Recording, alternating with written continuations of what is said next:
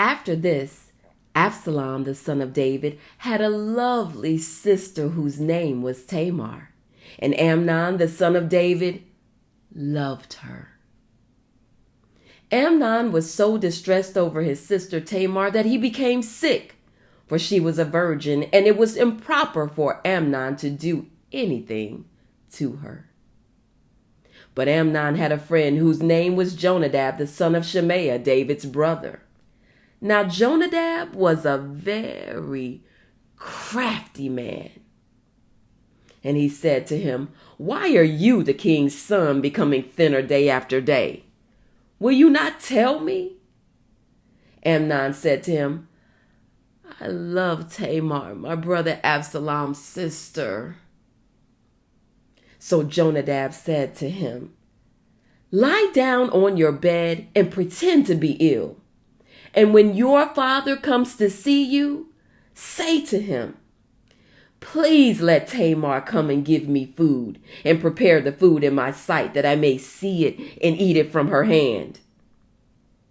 Then Amnon lay down and pretended to be ill. And when the king came to see him, Amnon said to the king, "Please let Tamar, my sister, come and make a couple of cakes for me in my sight, that I may eat from her hand."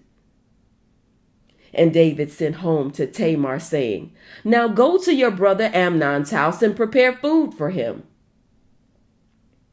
So Tamar went to her brother Amnon's house, and he was lying down. Then she took flour and kneaded it, made cakes in his sight, and baked the cakes. And she took the pan and placed them out before him. But he refused to eat. Then Amnon said, "Have everyone go out from me." And they all went out from him.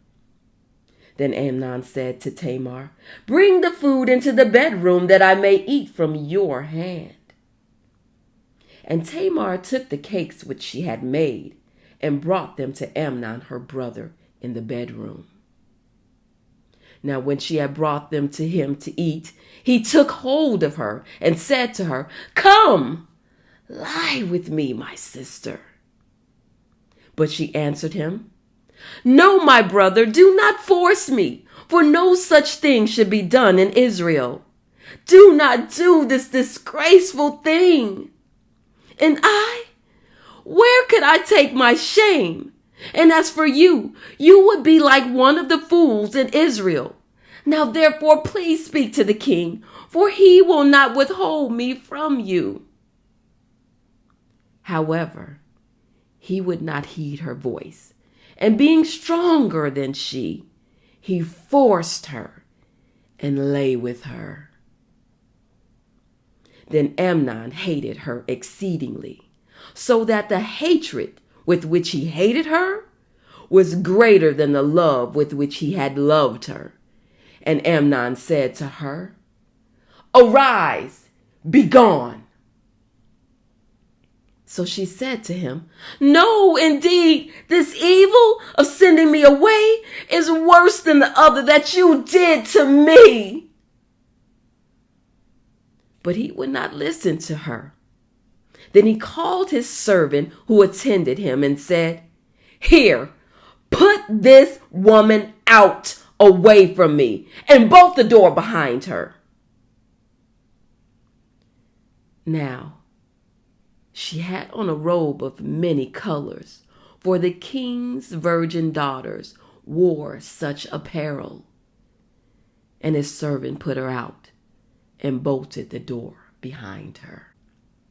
Then Tamar put ashes on her head and tore her robe of many colors that was on her, and laid her hand on her head and went away, crying bitterly.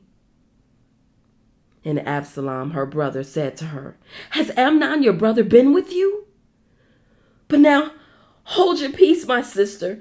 He is your brother. Do not take this thing to heart." So Tamar remained desolate in her brother Absalom's house. But when King David heard of all these things, he was angry. And Absalom spoke to his brother Amnon, neither good nor bad. For Absalom hated Amnon because he had forced his sister Tamar.